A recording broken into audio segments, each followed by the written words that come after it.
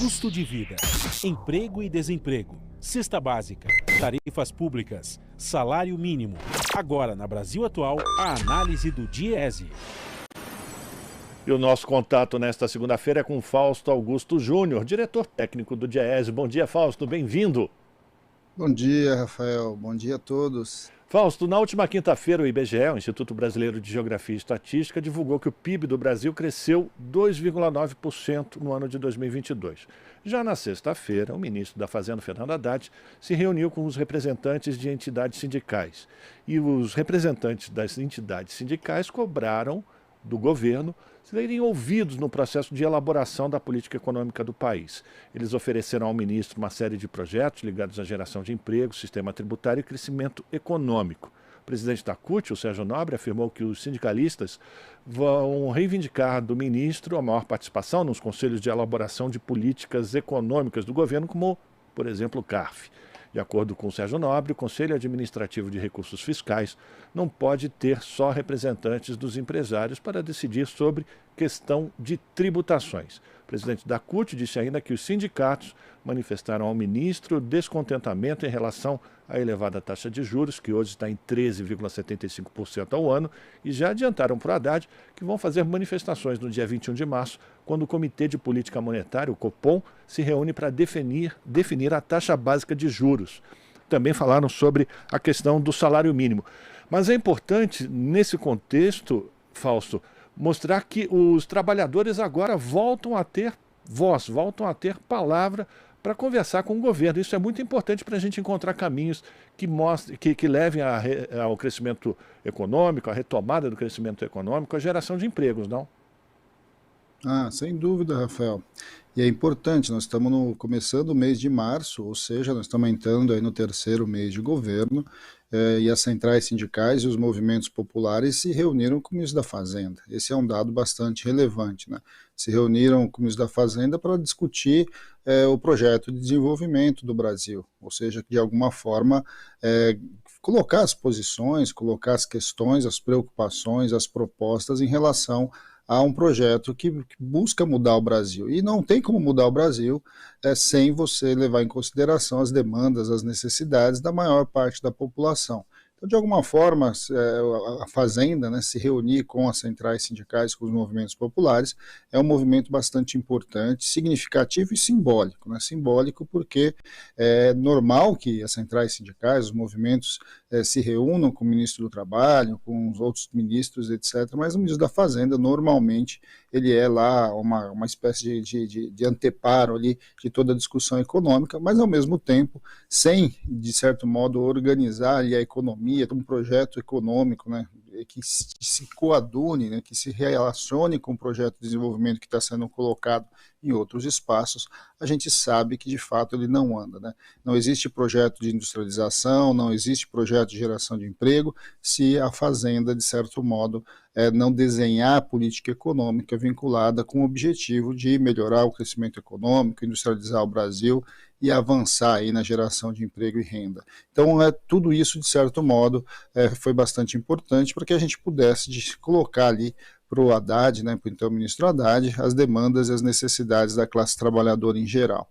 Acho que um dado também importante ali, Rafael, foi o debate sobre o CARF, uma vez que é fundamental que esse conselho, que é uma espécie de um conselho tributário, onde as demandas tributárias são discutidas e que está sendo objeto de discussão no Congresso Nacional por meio da medida provisória, precisa restabelecer o tal chamado voto de qualidade, e esse voto de qualidade de desempate, né, tem que ser para o governo, mas não só isso, né, é importante que você reorganize esse conselho e que nesse conselho passe compor a sociedade. Não é possível que num conselho onde 90% das demandas são demandas da sociedade em geral, ou seja, são demandas, inclusive, da maior parte de pessoas físicas, não tenha ali membros da classe trabalhadora. Na verdade, tem só numa Câmara e em torno de 6 membros, num conselho que tem quase 200 pessoas, e que a grande parte desse conselho seja empresários.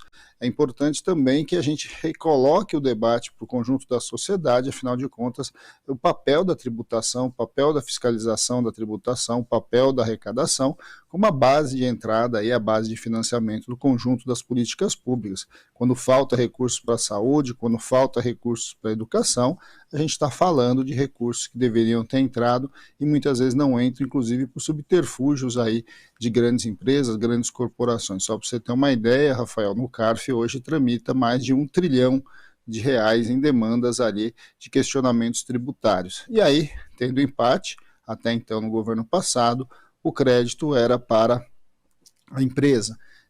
Com a medida provisória, volta para ser para governo. Lembrando que governo, uma vez que foi definido no CARF a demanda, não tem mais direito de recorrer na justiça.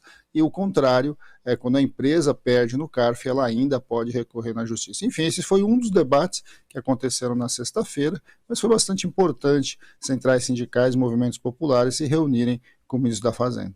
E já no próximo dia 21, como informou o Sérgio Nobre, os trabalhadores vão se manifestar contra a manutenção dessa taxa básica de juros de 13,75% ao ano. Com essa mobilização, que partiu inclusive do presidente da República, você acha que o Copom vai começar a indicar um processo de reversão dessa alta da taxa básica de juros? Fausto, como é que você avalia a próxima reunião do Copom? Então, Rafael, a gente precisa fazer um grande debate aí sobre a questão das taxas de juros. O Brasil cresceu aí, como foi falado, como foi anunciado na quinta-feira, né, 2,9%, mas o Brasil ficou em 28º em crescimento econômico no 2022, comparando com os demais países do globo ali, numa lista de 50 países, nós ficamos na metade para baixo, né? O Brasil também está crescendo menos que o mundo. Ou seja, nós sabemos, né, todos os dados já indicam que o nosso problema de inflação não é um problema de inflação de demanda, ou seja, o Brasil não está crescendo e por isso está subindo a inflação. O Brasil vive um problema sério de inflação de oferta, ou seja, a questão do preço do combustível, o preço dos alimentos, os preços internacionais em especial, muito causados pela pandemia e pela guerra da Ucrânia, estão jogando os preços para cima. Ou seja, o nosso problema é um problema que passa, na verdade, pelo cenário que nós estamos vivendo. O Brasil tem uma inflação bastante controlada, se for comparar inclusive com outros países do mundo, inclusive com a própria Europa, e o Brasil tem espaço sim para reduzir a sua taxa de juros. E reduzir a taxa de juros é fundamental para que as empresas acessem crédito mais barato, porque as pessoas físicas, né, as pessoas em geral, consigam acessar crédito. É importante porque quando as empresas têm uma taxa de juros mais baixa no mercado, a tendência é que o investidor volte a investir no setor produtivo e faça o Brasil voltar a crescer. É bom lembrar que o Banco Central é autônomo, então o mandato do atual presidente do Banco Central vai até o final de 2024, ou seja, a relação entre o governo federal e o presidente do Banco Central, que foi escolhido pelo então presidente Bolsonaro, precisa de alguma forma caminhar ali para o crescimento do Brasil, e nós precisamos, enquanto sociedade, chamar ali a responsabilidade do Banco Central para aquilo que está definido, inclusive na lei que define a autonomia do Banco Central. Não é só a inflação a discussão que o Banco Central precisa se preocupar, o Banco Central precisa se preocupar com o crescimento econômico e com a geração de emprego e renda. Isso está no artigo 1º da lei que criou a autonomia do Banco Central. É importante, então, que o Copom e depois o Conselho Monetário Nacional façam uma discussão significativa sobre quais são os parâmetros que o Brasil precisa se organizar para definir a sua taxa de juros. Mais importante até do que a definição da taxa de juros é a sinalização para o mercado e sinalização para a sociedade em geral, que a partir de agora, Banco Central e o governo, em especial a equipe econômica, vão estar monitorando, vão ter como referências da definição da meta e da taxa de juros a questão do crescimento econômico e da geração de emprego e renda. De alguma forma, nós precisamos fazer esse debate com a sociedade, um debate que muitas vezes a sociedade não entende muito bem, porque dá a impressão que juros nós estamos falando somente ali do crédito, né, do cartão de crédito, do cheque especial, do crediário, mas na verdade a taxa de juros ela é um preço significativo da economia e ela interfere nas decisões econômicas do mercado como um todo e do investimento, que é algo fundamental para que o Brasil volte a crescer. Então, olhando para esse cenário, nós precisamos sim pressionar o Banco Central, pressionar o próprio governo para que a gente estabeleça novos parâmetros de definição dessa taxa, que de alguma forma pode ou não indicar uma mudança significativa para onde vai a nossa economia.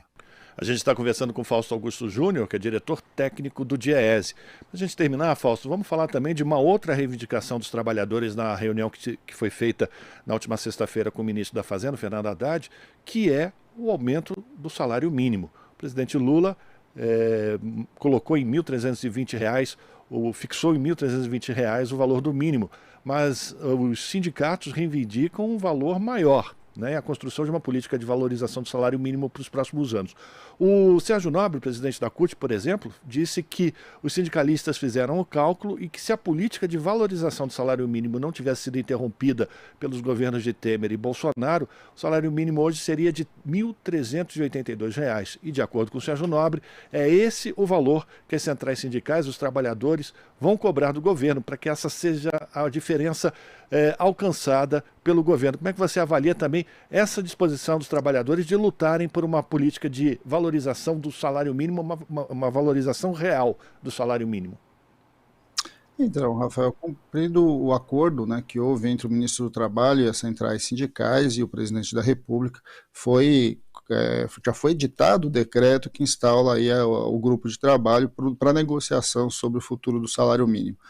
Muito provavelmente, nas próximas semanas, a gente vai ver esse grupo se reunindo e o grande debate é a reinstalação da política de valorização do salário mínimo. O presidente Lula já tem falado em vários espaços, em várias entrevistas, que é importante que o salário mínimo tenha garantido o seu poder de compra, ou seja, o índice de inflação, mas que incorpore também na definição do seu reajuste a questão do crescimento econômico.